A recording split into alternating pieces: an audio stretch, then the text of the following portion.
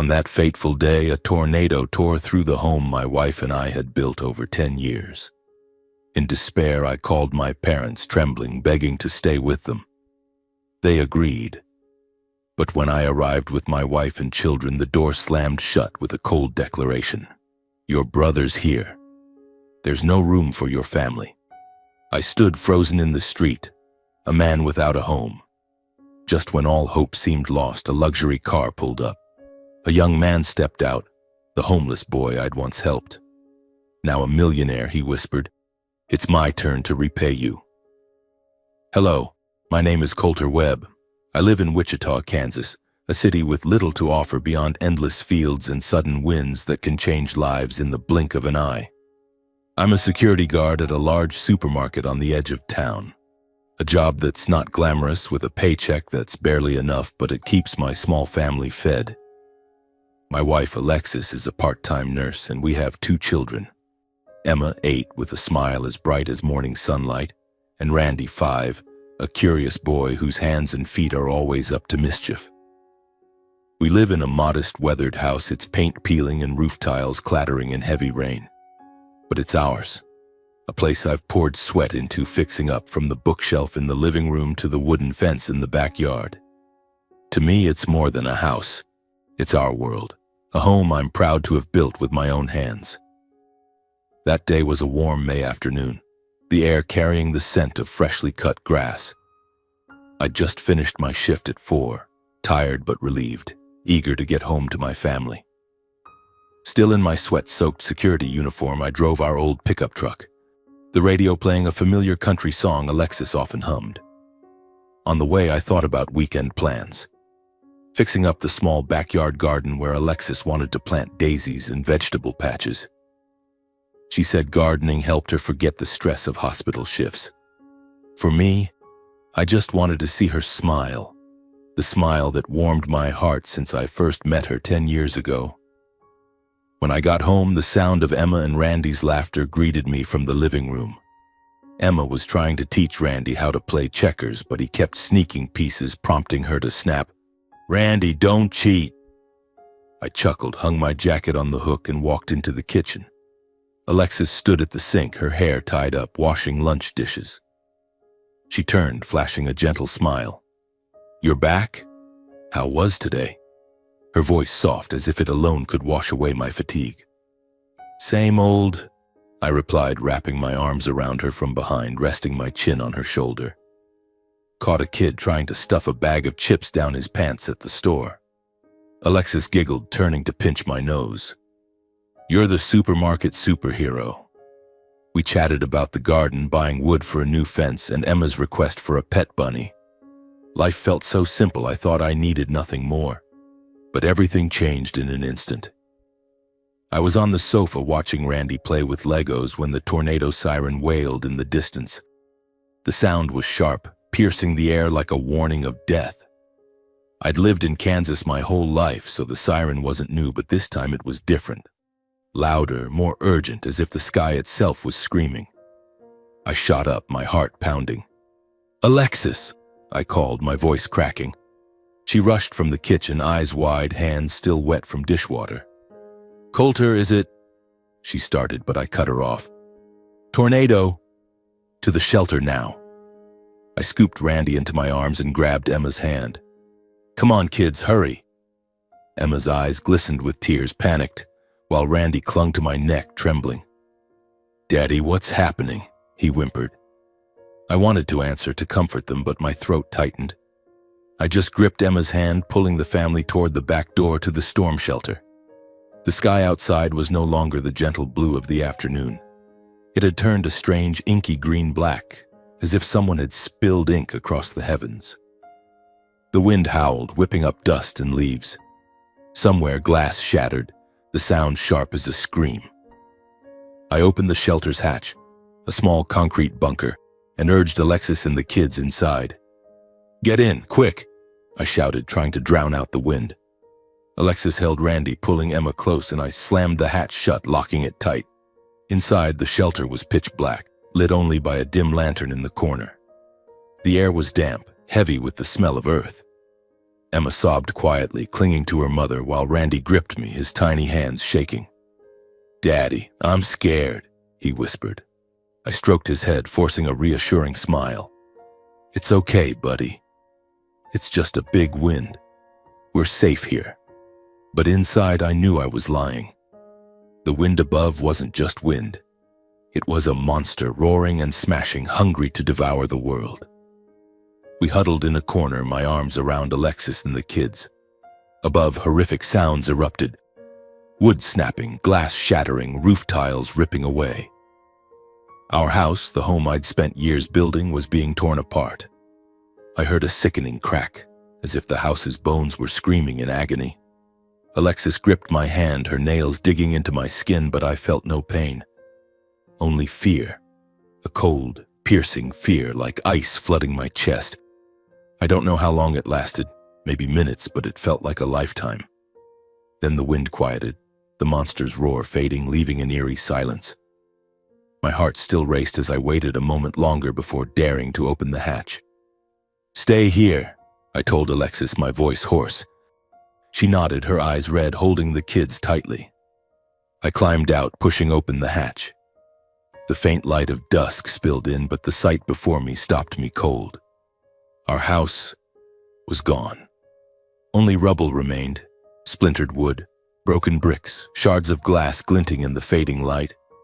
The kitchen where Alexis washed dishes, the living room where the kids played checkers, the bedroom where we'd lain together dreaming of the future, all reduced to debris. Emma's doll lay alone among the bricks.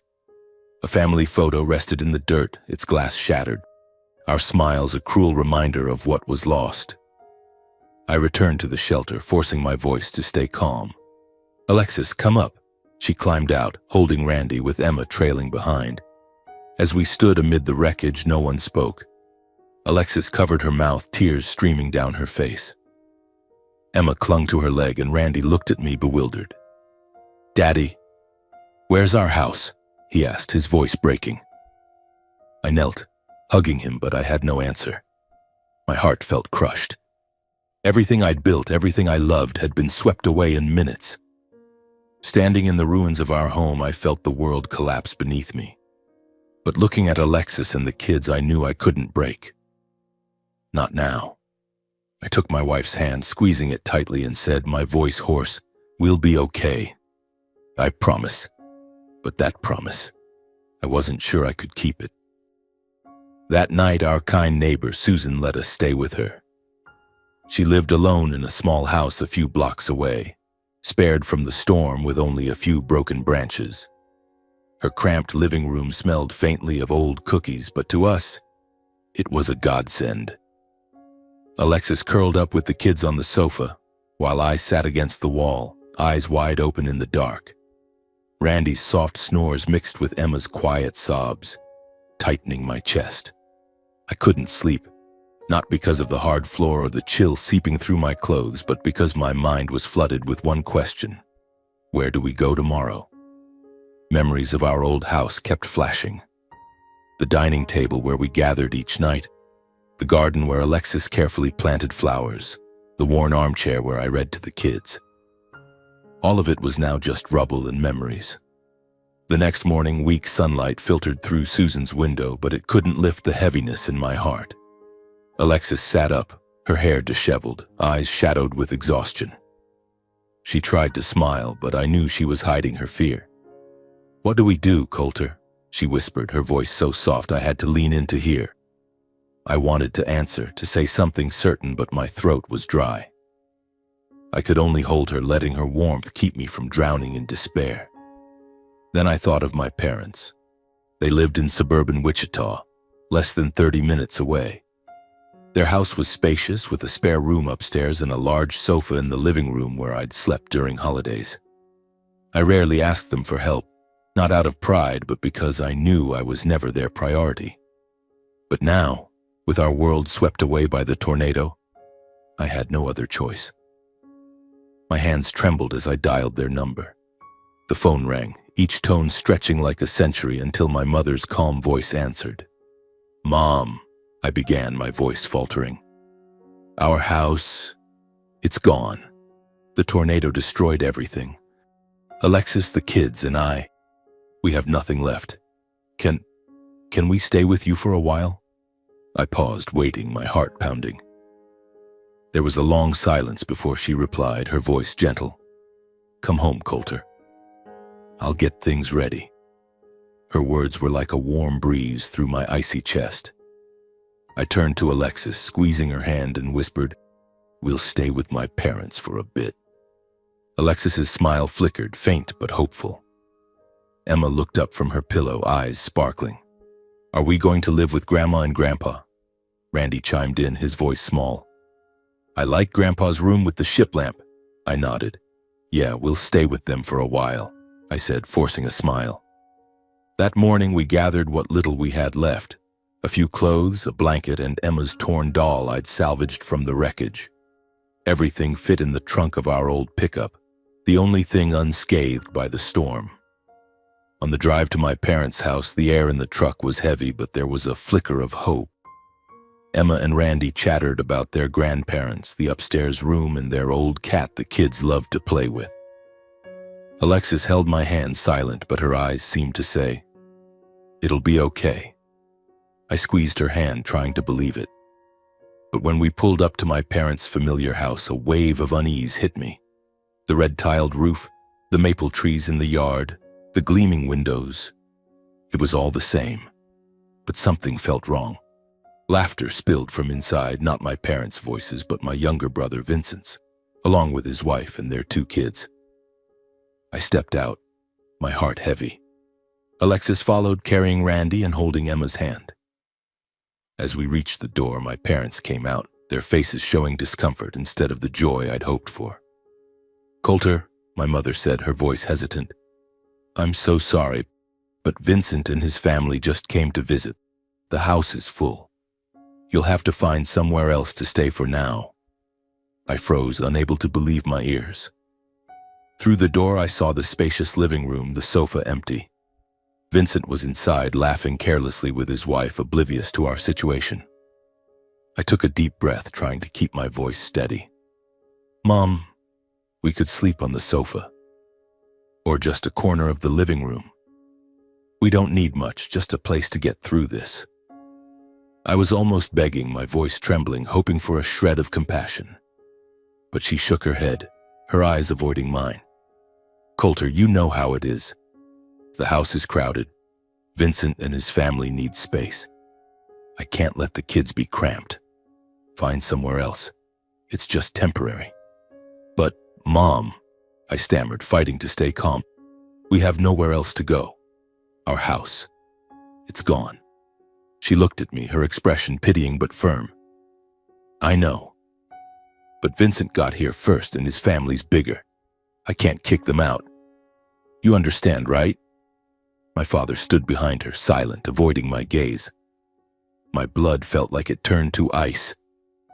Alexis bowed her head, gripping Emma's shoulder, hiding her pain. Emma looked at me, confused. Daddy, don't Grandma and Grandpa want us? Randy tugged at my shirt, his voice shaky. I want to sleep in Grandpa's room. I knelt, hugging them, but words failed me. Memories of my childhood flooded back. Times when Vincent was favored, defended, while I was pushed aside, deemed unimportant. When I broke my arm, Dad said, You're a boy, a little pain's nothing. When I asked for book money, Mom said, Vincent needs new basketball shoes, wait your turn. Old wounds, thought healed, bled again. I swallowed hard, stood and forced my voice to stay calm. I understand, but I didn't understand at all. I only knew my own parents had rejected us when we had nowhere else to go. I turned, leading Alexis and the kids back to the truck. Alexis wiped her tears silently. Emma and Randy clung to my hands, their eyes tearing at my heart. As I started the engine, its roar couldn't drown out the cold void in my chest. The fragile hope I'd clung to was snuffed out, leaving a wound deeper than the tornado's destruction. I drove away from my parents' house, my eyes avoiding the rearview mirror where the familiar house faded into the distance. Alexis sat beside me, silent, her hands clasped tightly in her lap. Emma and Randy were in the back, no longer chattering as they had on the way there. Randy clutched Emma's torn doll, staring out the window, while Emma leaned against her mother, her small shoulders trembling slightly. I wanted to speak, to comfort them, but words dissolved, leaving only a heavy silence. I just kept driving, no destination in mind, desperate to escape the sting of being rejected by my own flesh and blood. In the end, I took us to an emergency shelter set up by the Red Cross at the local high school, the only place I could think of after my parents turned us away. As we stepped into the school's gymnasium, a chaotic scene unfolded. Hundreds of people crowded the vast but stifling space, sprawled on thin air mattresses draped in worn blankets. The air was thick with the smell of damp mold, sweat, and canned food.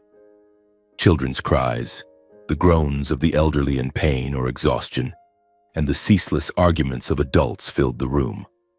I gripped Alexis's hand, guiding her and the kids through the crowd to find a small corner to settle in. We were given a few thin blankets and a mattress near a cold concrete wall.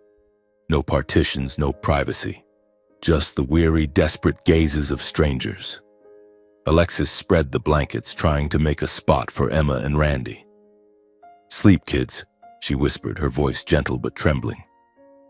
Emma shook her head, clutching her torn doll, eyes red. "It's too noisy, Mommy. I'm scared." Randy clung to me, his voice tiny. "Daddy, when can we go home?" I knelt, hugging him, but his question stabbed at my heart. "Soon," I said, though I had no idea when soon would be. The days in the shelter were a series of trials. Each morning we lined up for food: dry bread, canned beans, and a small bottle of water. Once, a burly man, face red with anger, lunged to snatch a can of beans from a woman's hands. "That's mine," he bellowed. I was nearby, seeing her frightened eyes, and stepped in, keeping my voice calm. "Hey, easy. There's enough for everyone." He glared at me, eyes wild, but muttered something and walked off. Alexis pulled me back, whispering, "Don't get involved, Coulter. You don't need to play hero." The conflicts didn't stop there. One afternoon, Emma screamed when another kid grabbed her torn doll. The boy's parents jumped into a shouting match with Alexis, their voices drowning out Emma's cries.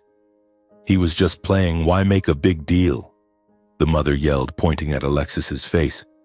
I rushed over, pulling Emma behind me, trying to defuse things. "It's just kids. Let's give her doll back."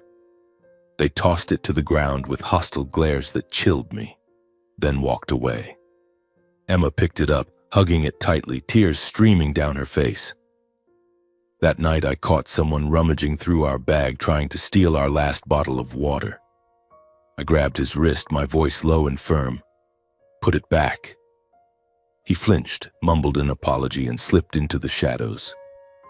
Alexis looked at me, her eyes worried. "Coulter, you have to be careful. It's not safe here." I nodded, but inside I felt helpless. I'd thought I could protect my family, but in this chaos I felt like nothing. Each night, as Alexis and the kids fell into uneasy sleep, I sat awake, keeping watch. The cries, arguments, and wind whistling through the gymnasium's cracks blended into a symphony of despair.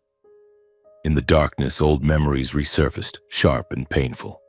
I remembered childhood evenings when Mom made Vincent's favorite potato soup while I got the leftovers. I recalled Vincent getting new basketball shoes while I wore torn ones to school. I remembered Dad's indifferent look when I shared my dream of becoming an engineer, saying, "Vincent's the one with a future." Those memories, thought buried, clawed at me. My parents' rejection wasn't the first time they'd turned their backs on me, but it was the most painful. They chose Vincent, as always, leaving my family stranded when we needed them most. I looked at Alexis, holding Emma and Randy close, her hair disheveled, her face gaunt but still as beautiful as the day we met. I thought of my promise. We'll be okay. But in this shelter among strangers and chaos, I didn't know how to keep it. I could only hold my family, trying to shield them from the invisible storm still tearing at my heart. The days in the shelter stretched on endlessly. Each morning, I woke with an aching back from the thin air mattress, the cries of children and arguments of adults echoing in my head.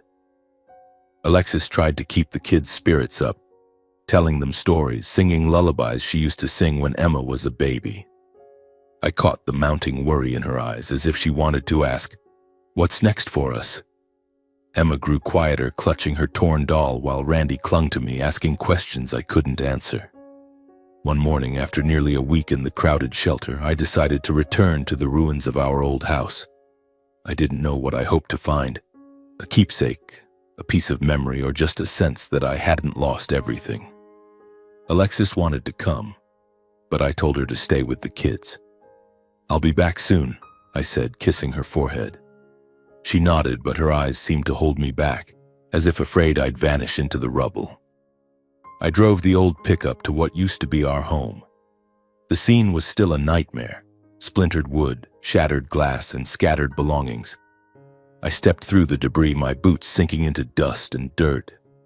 I found a photo frame, our family picture from Emma's 7th birthday, all 4 of us beaming in the summer sunlight. The glass was broken, but Alexis's smile still shone.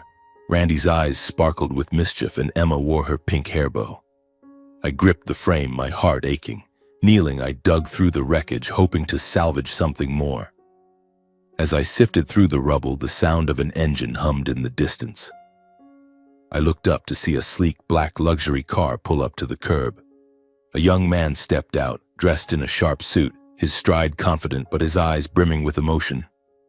He was young, maybe in his late 20s, exuding a success I'd only seen on TV. I frowned, wondering what he was doing in this desolate place. He walked straight toward me, his gaze locked on mine, as if he'd found something vital. "Coulter?" he said, his voice low but warm. I nodded, wary. "Who are you?" I asked, still clutching the photo frame like a shield. He smiled, a smile both unfamiliar and oddly familiar. "I'm Tiago," he said, pausing as if waiting for recognition. But I drew a blank. My mind, exhausted from days in the shelter, was empty. Seeing my silence, he continued, "You don't remember me, but 7 years ago you saved my life." I froze, trying to dig through my memories. Tiago stepped closer, his voice softening with emotion. "I was the homeless kid who collapsed at your gate." And then, like a flood, the memory from 7 years ago came rushing back, vivid as if it were yesterday. It was a rainy night, the wind howling through the window cracks. Alexis was by the crib, singing to Emma, then just one. As was my routine, I grabbed an umbrella to check the gate and fence before bed. That's when I saw a small figure crumpled on the ground, trembling in the cold. The boy was scrawny, his hair plastered to his forehead, his eyes dim with fever but flickering with a desperate will to live. Without thinking, I brought him inside. Alexis, seeing the drenched, shivering boy, wrapped him in a blanket and made ginger tea while I dried him off and rummaged for fever medicine. In the days that followed, we let him sleep on our old sofa, feeding him simple but warm bowls of soup. He recovered slowly, always timid, his eyes wary, as if afraid of being a burden in our already cramped home. Then one morning, the sofa was empty. On the pillow was a scribbled note. "Thank you for everything. I don't want to be a burden. My name is Tiago. One day I'll come back to find you." "Tiago," I muttered, my voice catching. "You're the kid who stayed with us 7 years ago?" Tiago looked at me, his eyes brimming with emotion. "Yes, Coulter. When I heard about the tornado in Wichita, I immediately thought of you and Alexis.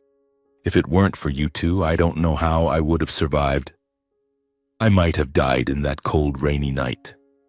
He paused, taking a deep breath. His eyes glistened with distant memories, both painful and warm. "Today, I'm here to repay you." I stood there, the cold photo frame in my hands, struggling to process his words. Tiago continued, his voice steady but resolute, as if determined to make me understand his journey.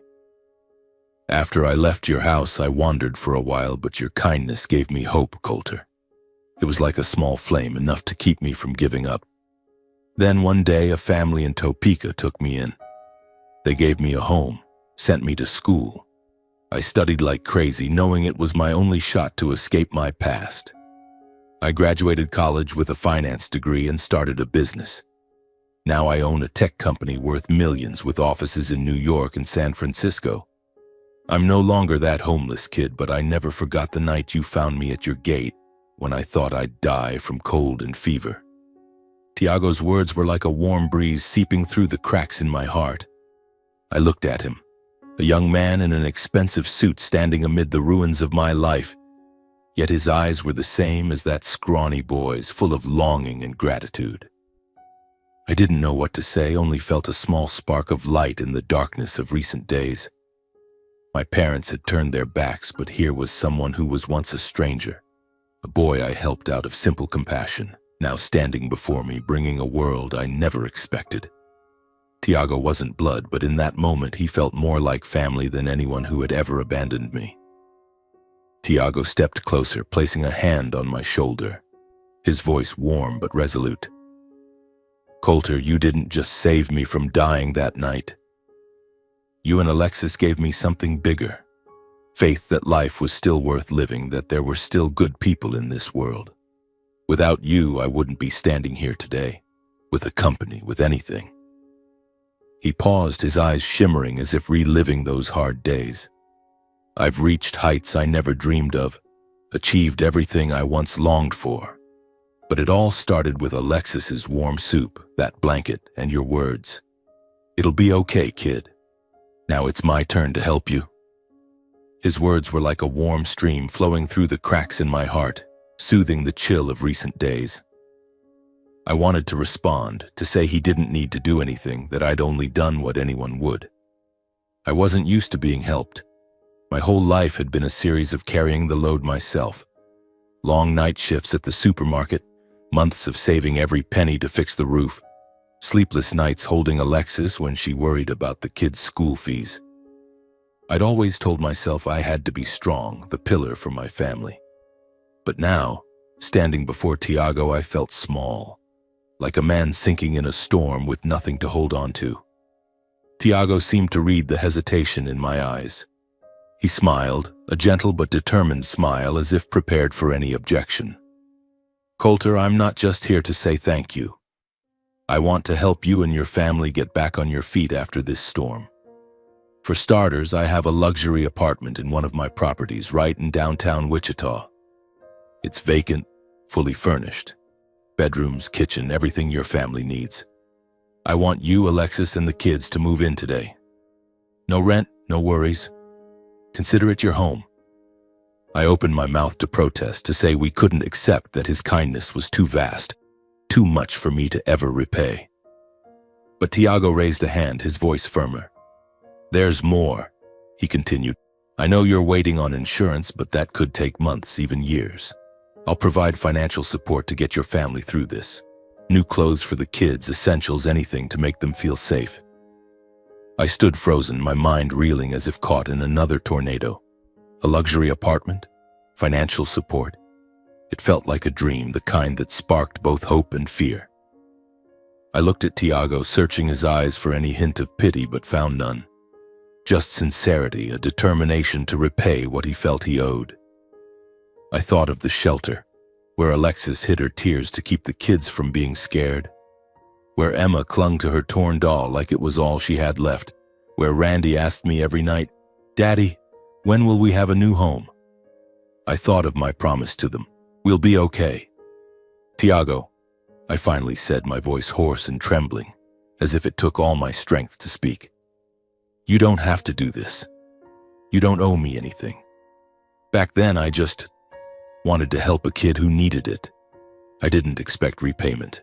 I looked down, clutching the photo frame, feeling my pride holding me back from accepting this help. Tiago shook his head, his smile tinged with sadness. You don't get it, Coulter.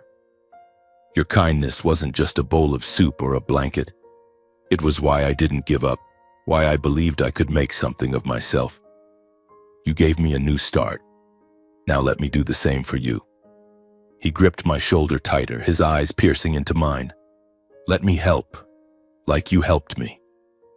Not out of pity, but because I see you as family.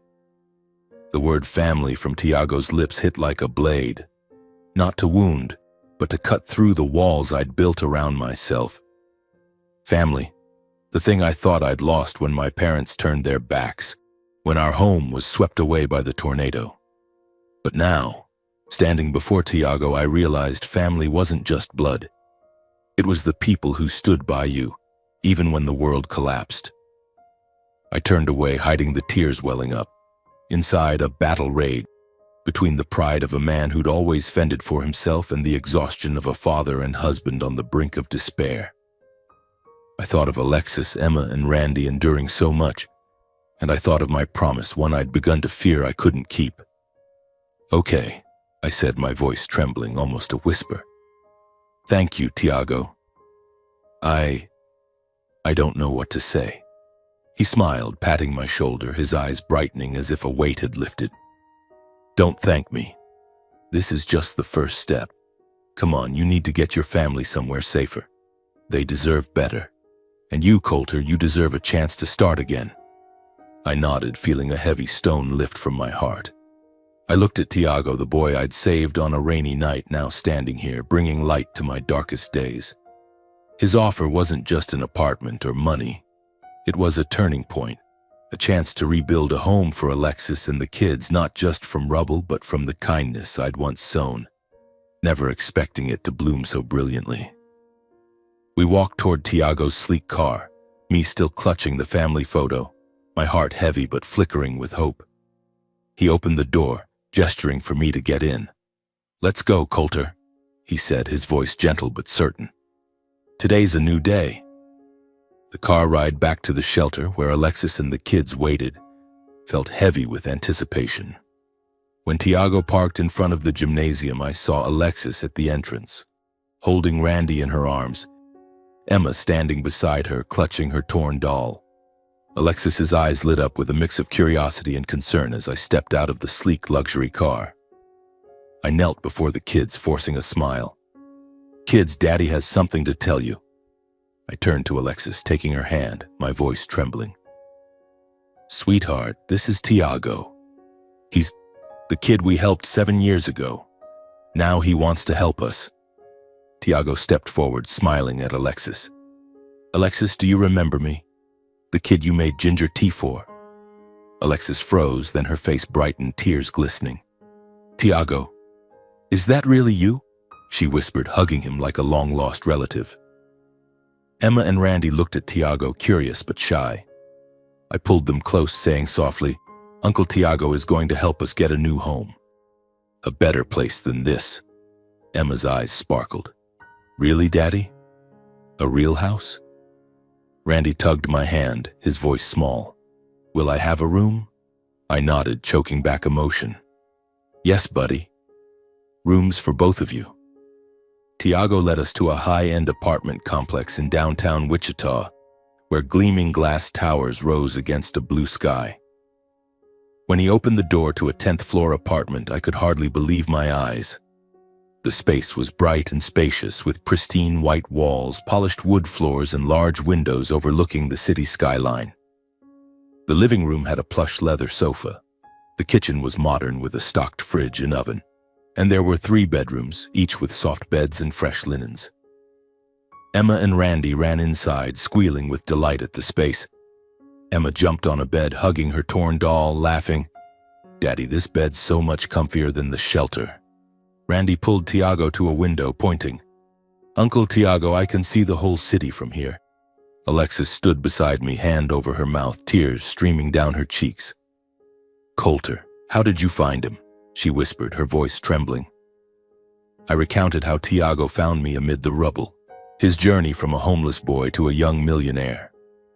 Alexis hugged me tightly, as if ensuring this wasn't a dream. "You did the right thing, Coulter," she said, her voice choked. "And now it's come back to us." Those first days in the new apartment felt like living in another world. After nights in the chaotic shelter filled with cries and arguments, the quiet of the apartment was like a healing balm. Alexis cooked our first dinner in the new kitchen, simple spaghetti with tomato sauce, but to the kids, it was a feast. Emma and Randy sat around the dining table, giggling and sharing stories about what they wanted to do in their new house. Emma declared she'd paint a picture for the living room, while Randy insisted on getting a goldfish. I watched them, relief washing over me, though tinged with unease. This apartment, these meals, All of it was because of Tiago. I wasn't used to relying on others, and every glance around the luxurious space made me question if I deserved it. One evening after the kids were asleep, Alexis and I sat on the sofa, the city lights twinkling through the window. She held my hand, her eyes gentle. "You're less tense, Coulter," she said. "I don't see you staying up all night anymore." I smiled, but my heart was still heavy. "I'm still worried, sweetheart. It's too much. Tiago's doing all this for us, but I feel like I don't deserve it. I'm just a security guard. I never imagined living somewhere like this." Alexis squeezed my hand, her voice firm. "You're not just a security guard, Coulter. You're the man who saved Tiago, who gave him hope. You're the one who kept this family together when the world fell apart. You deserve this, and so do the kids." Her words silenced me. I thought of the shelter guarding our last bottle of water, our blankets to protect my family. I thought of Emma's frightened eyes, Randy's question, "When will we have a new home?" Now they had a place to play, to sleep soundly, and their smiles were brighter than ever. Tiago visited that weekend, bringing a fruit basket and toys for the kids. Emma and Randy eagerly thanked him, dragging him to their room to show off a castle they'd built with pillows. I watched. My heart warmed, but still uneasy. When the kids ran off to play, I pulled Tiago to the balcony, struggling for words. "Tiago," I started, hesitating. "I don't know how to thank you. This apartment, everything, it's too much. I'm not used to getting help like this." Tiago looked at me, his eyes as sincere as the day we reunited. "Coulter, you saved me. Not just my life, but my soul. You showed me I had worth even when I was a homeless kid. Now it's my turn to do that for you." He paused, smiling. "Let's call it even, okay?" I laughed, the first real laugh in days, feeling a weight lift. "Even it is," I said, clapping his shoulder. In that moment, I realized Tiago hadn't just given us a place to stay or security. He'd given us hope. Hope that my family could rise again, that I could keep my promise to Alexis and the kids. The apartment slowly became a true home, even if temporary. Emma started painting colorful pictures, hanging them on the walls. Randy found a corner for his Legos, building spaceships he dreamed of. Alexis sang lullabies again, her voice soft and steady, no longer trembling as it had in the shelter. One morning, as I was brewing coffee in the bright kitchen, Tiago appeared with a radiant smile, holding a stack of documents. "Coulter," he said, his voice brimming with excitement, "have you thought about what's next? I mean, beyond waiting for insurance or going back to the security job?" His question caught me off guard. Truthfully, I hadn't dared to think that far. The days in the shelter had me focused solely on surviving each moment. And now, in this apartment, I was still adjusting to the feeling of temporary safety. "Not yet," I replied, hesitating. "I'll probably go back to being a security guard at the supermarket. I don't have many options." Tiago looked at me, his gaze sharp but not judgmental. "Coulter, you have more options than you think. I want you to work with me in my company. Not as a security guard, but in a real role in finance and investment. I believe you can do it." His offer hit me like a gust of wind, both startling and disorienting. "Finance?" "Investment," I repeated, almost laughing at how far-fetched it sounded. "Tiago, I'm just a supermarket security guard. I never went to college, never touched things like market analysis or asset management. I'd mess it up." But Tiago shook his head, his eyes unwavering. "Coulter, you don't need a degree to succeed. You have something no school can teach: hard work, honesty, and the ability to read people. I've heard you talk about handling tough situations in the shelter, protecting your family, staying calm when everything was chaos. Those are real skills. I'll teach you everything from the basics. Just say you'll try." I looked at him, searching for a reason to say no, but his sincerity stopped me. I thought of Alexis, sleepless nights worrying about money, of Emma and Randy deserving a better future. "All right," I said, my voice trembling. "I'll try." But if I screw up, don't blame me. Tiago laughed, clapping my shoulder. You won't screw up, Coulter. I trust you like you trusted me. My first day at Tiago's company felt like being a fish flung onto dry land. The office was in a towering glass building in downtown Wichita, filled with sharply dressed people talking about numbers and charts I couldn't comprehend. Tiago set me up in a small corner with a modest role. Data analysis assistant, a title that sounded grand but mainly involved entering numbers and reading reports. Take it slow, Coulter, he said. Learn step by step. I'm here. Those first weeks were a struggle.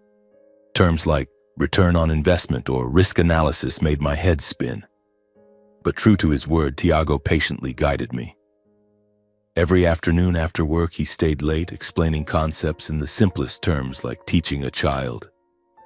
Finance isn't magic, Coulter, he said.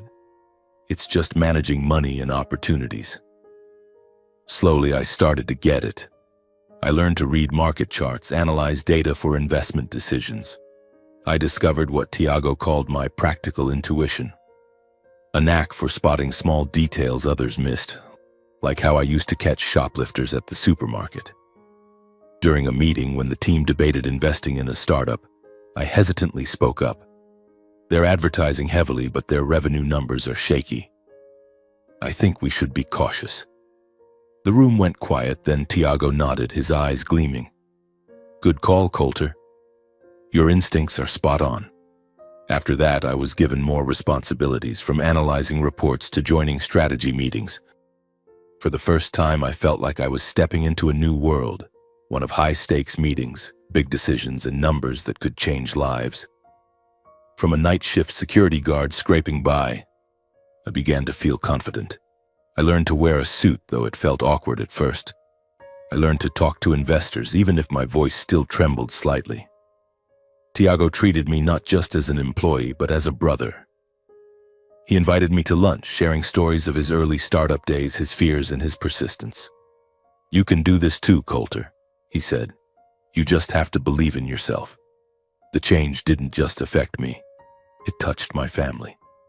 Alexis noticed I came home smiling more, no longer weighed down by the tension of sleepless shelter nights. She felt secure enough to return to part-time nursing, knowing I had a new path. Emma and Randy transferred to a better school thanks to Tiago's financial support. Emma raved about her new teacher and her art classes, while Randy told me about scoring his first goal on the school soccer team. Daddy, I'm gonna be the best player, he declared, eyes shining. I hugged him, my heart swelling with a joy I hadn't felt since the tornado.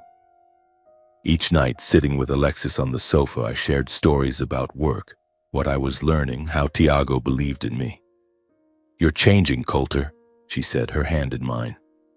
I see you more confident, like you're finding a part of yourself you didn't know existed. I smiled, kissing her forehead. That's because of Tiago, because of you and the kids. You're why I keep trying. Looking back, I realized this wasn't just about recovering from loss. It was a true turning point, a chance to not just survive, but to transform my life. From a security guard who kept his head down, I began dreaming of a bigger future, one where I could give Emma and Randy a life I never dared imagine. Tiago didn't just give me a job, he gave me a vision, a belief that I could achieve more than I ever thought possible. 4 years passed, and I climbed to a significant role in Tiago's finance company, managing major investment projects with a salary that allowed us to buy a spacious house in suburban Wichita. No longer a temporary refuge, our new home had a vibrant daisy garden lovingly tended by Alexis, a wide yard where Emma and Randy played, and a puppy named Sunny that the kids adored. My family thrived, happy, and for the first time I felt truly worthy of what we had. But one Saturday afternoon, as I was fixing the wooden fence in the backyard, the sound of a car engine came from the gate. I looked up, my heart stopping as I saw my parents step out of an old sedan, followed by my brother Vincent, his wife, and their 2 kids. For 4 years, they had barely contacted me. Not a call, not a text, since the day they refused to shelter my family after the tornado. I wiped the sweat from my brow, trying to stay calm, but old memories surged like a wave. Alexis, watering plants in the garden, paused, her eyes flickering with worry as she recognized them. "Coulter," she whispered, "what are they doing here?" I took a deep breath and walked to the gate. "Mom, Dad, Vincent," I said, my voice even masking my emotions. My mother smiled, but it was too sweet, too foreign compared to what I remembered. "Coulter, my dear," she exclaimed, opening her arms for a hug. Her embrace felt cold, more ritual than affection. "Look at you, so successful. This house is gorgeous, truly something to be proud of." My father stood behind her, nodding, his smile forced. "Good job, son," he said, his voice dry as if spoken out of obligation. Vincent clapped my shoulder, his smile failing to hide a glint of envy in his eyes. "You're a real surprise, Coulter," he said, his tone tinged with sarcasm. "Who'd have thought you'd make it this far?" I invited them inside, not out of desire, but because I didn't want Emma and Randy to see me argue with them. The kids ran out, curious about their grandparents and Uncle Vincent, but they weren't as chatty as they'd been 4 years ago. They sensed the distance, even if they didn't fully understand it. Alexis brewed tea and set out cookies, but the living room felt heavy, like everyone was acting in a play no one wanted to watch. My mother started with seemingly harmless questions. "What do you do at that company, Coulter? I hear it's a big one, right? Good pay?" She smiled, but her eyes studied me as if calculating my worth. My father asked about the house, property prices, investments. "A place like this must cost a fortune, huh?" he said, scanning the living room where our family photo hung proudly on the wall. Vincent was more blatant. He sat with his legs crossed, fingers tapping the table, asking questions laced with curiosity but heavy with intent. "Your company must have some sweet deals, right? Ever think about sharing investment opportunities with family?" He grinned, but his eyes were cold, as if appraising me, my life. "I mean, family should stick together, help each other out, right?" he added, his tone suggestive. Alexis sat beside me, squeezing my hand under the table, urging me to stay calm. But I didn't need to get angry. I was too familiar with their ways, how they turned me away when I needed them most, how they chose Vincent because he got there first. I listened, but inside, everything was clear. They weren't here because they missed me or wanted to reconnect. They came because they'd heard of my success, saw the new house, knew I worked for a big company. Their sweet words, "You make me so proud. Family should be closer," were a veneer for their calculations. Vincent especially couldn't hide his envy. When I briefly mentioned my work and the projects I managed, he clenched his fists, his lips tightening. "You got lucky, Coulter," he said, his voice bitter. "Who'd have thought a security guard could climb this high?" I wanted to laugh at his sarcasm, but I stayed silent. They didn't know about the nights I stayed up studying reports, the days I feared I wasn't good enough, the moments I questioned if I was on the right path. They didn't know the sweat, tears, and heart I poured into building this life. I smiled, polite but cold.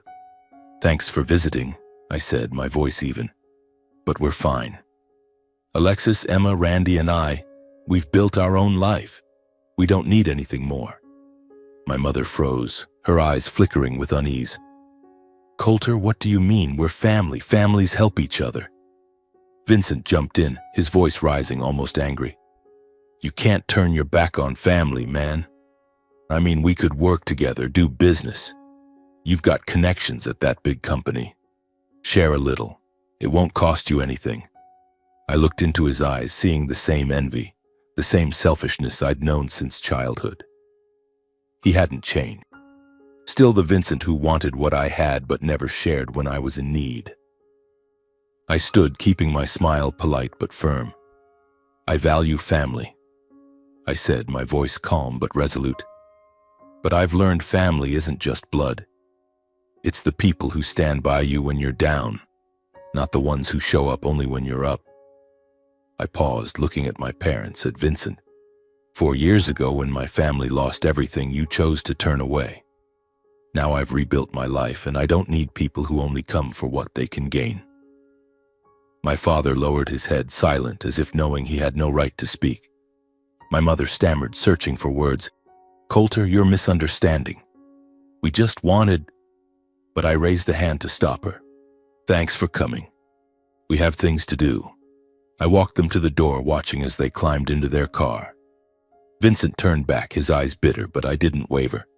As their car disappeared, I returned inside to find Alexis at the door, her eyes full of pride. "You did the right thing, Coulter," she said, hugging me. Emma and Randy ran over, clinging to my legs, and I knew I'd made the right choice. Standing in the home I'd built with my sweat and Tiago's kindness, I realized something. Those who abandoned me in my darkest hour didn't deserve a place in my new life.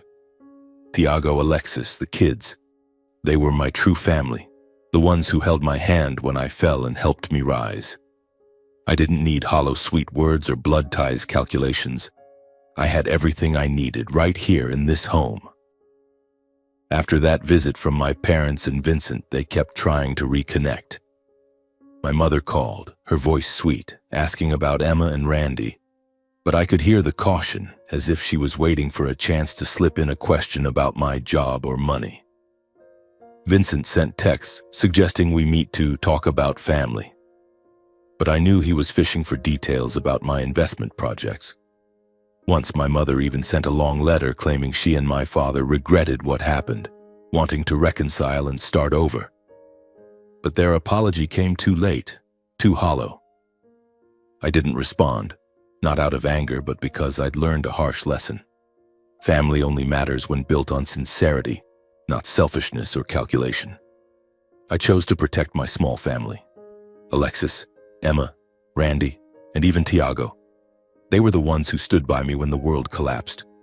I remembered that day in the shelter, Emma's confused eyes asking, "Daddy, don't Grandma and Grandpa want us?" I recalled the nights I stayed awake, guarding our last bottle of water. And I thought of Tiago, the boy I saved on a rainy night, now a friend, a brother, who gave me a chance to transform my life. Those memories reminded me that family isn't a title, it's action. The people who hold your hand through the storm. One spring afternoon, I stood outside our new home watching Emma and Randy play in the yard. Emma, now 12, was teaching Randy how to blow soap bubbles, their laughter echoing through Alexis's daisy garden. Sunny, our puppy, darted around their feet, barking each time a bubble popped. Alexis stepped out from the kitchen carrying a tray of lemonade, her smile as radiant as the sunlight. "What are you doing out here, admiring the view?" she teased, setting the tray on the wooden table. I pulled her close, kissing her forehead. "I'm admiring our family," I said, my voice warm. "And I think I'm the luckiest man alive." My heart felt at peace, as if old wounds had finally healed. This house, with Emma's paintings on the walls, Randy's Lego models, and Alexis's garden, was more than a place to live. It was proof of what I'd overcome, of Tiago's kindness, and of the love my family held through every storm. I thought of my parents, of Vincent, of the times they turned away, but those memories no longer hurt. They were just part of the past, a lesson to cherish those who truly mattered. Tiago visited that weekend as usual, bringing a new chess set for Randy and watercolors for Emma. He'd become an integral part of our lives. Not just a savior, but a true friend, a brother. When the kids ran inside to play with their gifts, I pulled Tiago to the yard, talking like long-lost kin. "You know," I said, my voice low, "I still think about the day you found me in the rubble. I never imagined a small act from years ago would lead to all this." Tiago smiled, his eyes bright. "Coulter, it wasn't a small act. You saved me. Not just from the cold, but from despair. You showed me kindness was real, and I'm just trying to live up to that. You, Alexis, the kids, you're my family, blood or not." His words touched my heart, affirming that family isn't those who birth you, but those who stand by you, even when the sky falls. I looked around our home, hearing Emma and Randy's laughter, feeling Alexis's warmth beside me, and seeing Tiago, the man who turned my life from ashes to a radiant home. I realized a clear truth. Family isn't about titles like parent or sibling. It's about actions and compassion. The tornado 4 years ago took our house, but it couldn't take my dignity or the true love I found in Alexis, the kids, and Tiago. The most precious things: kindness, resilience, and love. No storm could ever sweep away.